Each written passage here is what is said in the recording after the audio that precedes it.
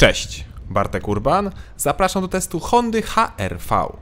Do testu trzeciej generacji Hondy HR-V, która to swoją premierę miała w zeszłym roku i która to po raz kolejny jest nieco inna niż poprzednik. W ogóle podoba mi się to w Hondach, że każdy model jest inny. Auta nie są do siebie bliźniaczo podobne i każdy też jest spójny. Spójny wizualnie, w sensie, że wszystko do siebie pasuje. Nie mówię, że wszystko jest ładne, ale przyznacie, że HR-V zwraca na siebie uwagę i wygląda nowocześnie. Osobiście nie do końca mi się podoba, zwłaszcza ten dziwny tył, ale dużo znajomych chwaliło ten wygląd.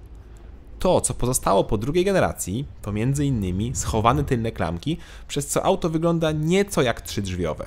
To być może jest nawiązanie do pierwszej generacji Hondy HR-V, bo ta, jak pamiętacie, była też w odmianie trzydrzwiowej. Swoją drogą, zawsze mi się podobała ta wersja trzydrzwiowa. Była mega niepraktyczna, ale fajna. Zwróćcie też uwagę na tylną boczną szybę w HR-V. Jest ona wielka i nie ma dodatkowej małej szybki w rogu, jak to ma większość innych samochodów. To ma niestety pewien minus, bo szyba nie opuszcza się przez to cała. Nowa HR-V ma też z tyłu światło, które przechodzi przez prawie całą szerokość. Prawie, bo nie świeci się przy znaczku Hondy. Na szybie znalazłem też małą Hondę HR-V, akcent podobny do tych, które często pojawiają się na Jeepach. A propos motywów z innych marek, to mój egzemplarz miał też wyposażenie Advanced Style, które daje nam m.in. takie oto znaczki M-Power na masce. M-Power albo Flaga Rosji, sam już nie wiem. Tak czy inaczej, takie trzy kolory są i nie wiem, co one symbolizują. Prawdopodobnie nic, ale może wy coś podpowiecie? Aha, i tak, wiem, M-Power ma nieco inne kolory. Zerknijmy teraz na wymiary.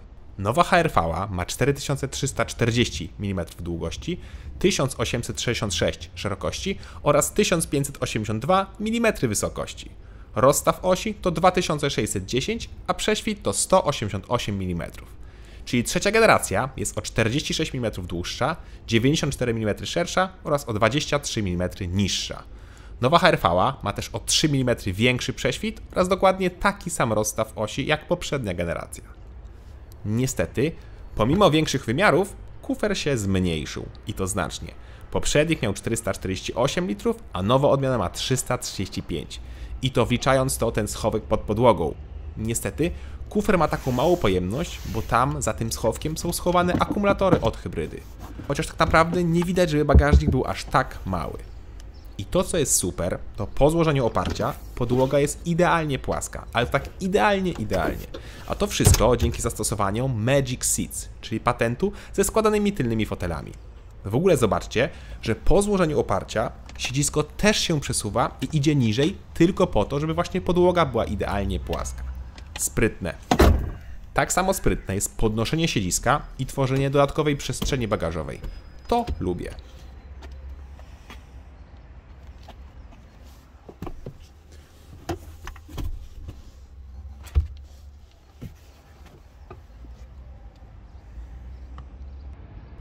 A jeszcze bardziej lubię ilość miejsca z tyłu.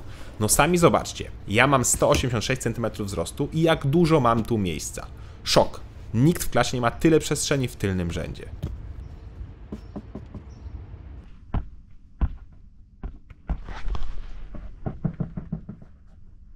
Z tyłu do dyspozycji mamy podłokietnik, oddzielne nawiewy czy złącza. Złącza z tyłu to opcja, w podstawie tego nie ma.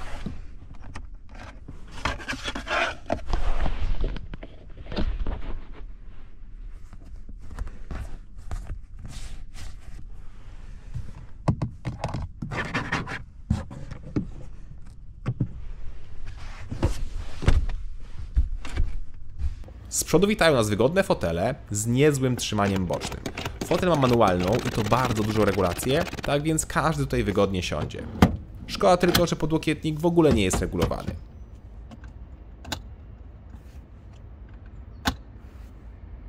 Pora na deskę rozdzielczą, która zmieniła się dość znacznie. Niestety, nie zawsze na plus, ale wygląda dobrze, zwłaszcza kierownica przypadła mi do gustu. To, co się zmieniło, to teraz ekran nie jest już wkomponowany, tylko nieco wystaje nad deską rozdzielczą, co mi się nie do końca podoba.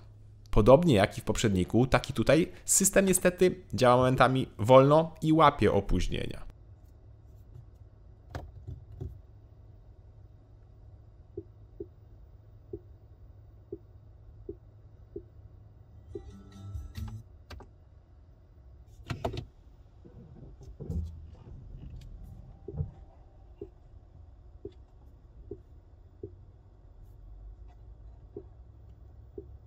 Zmiana na plus to powrót fizycznych pokręteł i przycisków od klimatyzacji. To szanuję. W poprzedniku ten panel był dotykowy. Od teraz HRV oferuje też zegary, które są w 2/3 cyfrowe, a w 1/3 analogowej. Czyli po lewej stronie mamy część cyfrową i tam można zmienić widoki czy dane, a po prawej stronie mamy analogowy prędkościomierz. Muszę przyznać, że wszystko wygląda bardzo ładnie, prosto i czytelnie. Pasują takie zegary do tego auta i tak naprawdę nie widać, która część jest cyfrowa, a która analogowa. Pod względem materiałów też jest nieźle, chociaż czasem coś potrafi pod naciskiem zaskrzypieć, a także pojawia się nieszczęsne piano black. Ale w dotyku oraz pod względem wyglądu materiały prezentują się bardzo dobrze.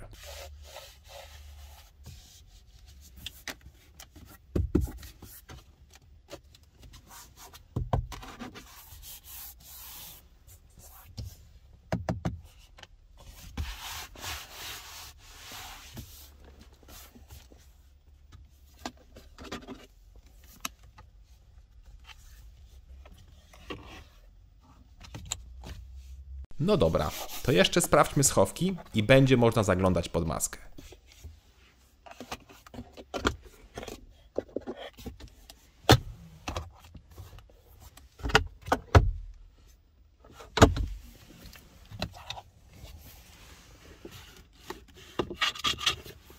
No właśnie, silniki. W zasadzie to już tylko silnik. Niestety, ale nowa Honda HR-V występuje tylko i wyłącznie z jednym zestawem napędowym, czyli z silnikiem wolnossącym, benzynowym 1.5, połączonym z silnikami elektrycznymi, z bezstopniową skrzynią biegów ECVT oraz z napędem na przednie koła. Całość ma 131 koni oraz 253 Nm.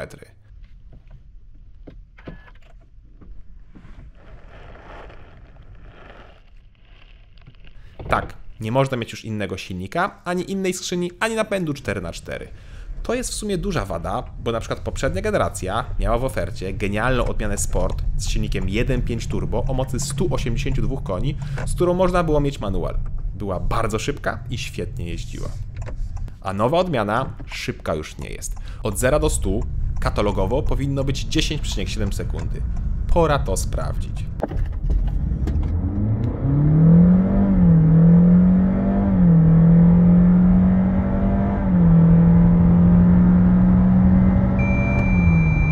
,6 sekundy, czyli o sekundę szybciej niż deklaruje producent. Nieźle. I co ważne, powtórzyłem pomiar w zwykłym trybie i czas był niemal taki sam. 9,7 sekundy.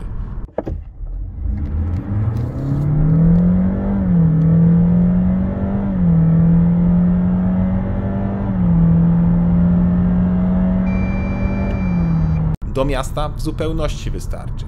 Na trasie jest nieco gorzej i o ile reakcja na gaz jest naprawdę bardzo szybka, tak elastyczność już świetna nie jest.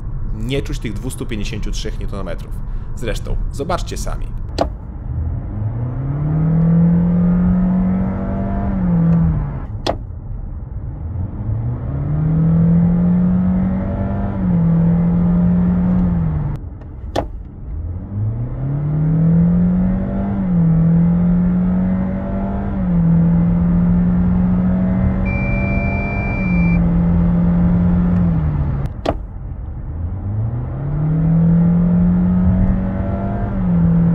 Jak słyszeliście, skrzynia symuluje biegi, co jest plusem, bo nie ma tego monotonnego wycia.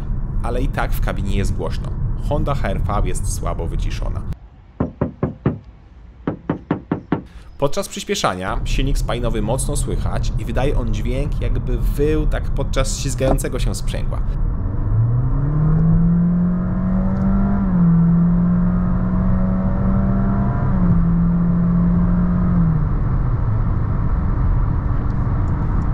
Dalej słyszymy też sporo dźwięków od podwozia, jak na przykład zawieszenie, a na końcu jest ogólny szum powyżej 130 km/h. I to niestety jest duży problem japońskich samochodów. Mają słabe wyciszenie.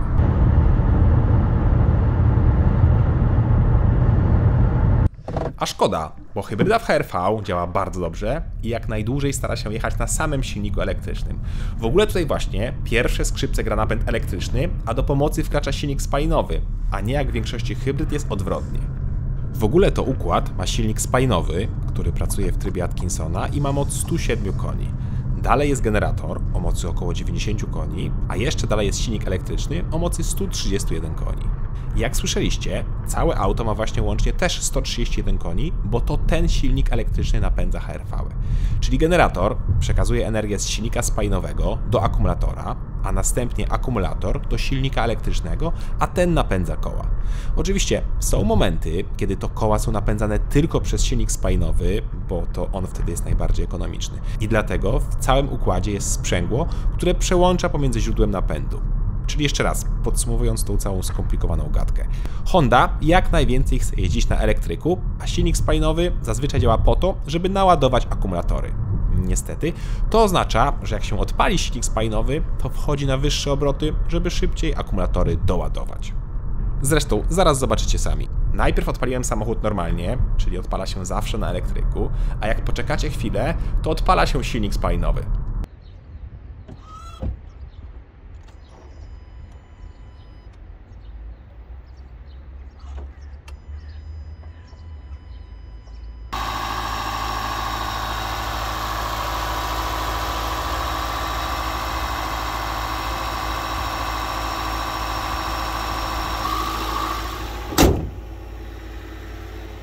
Prawda, że głośno?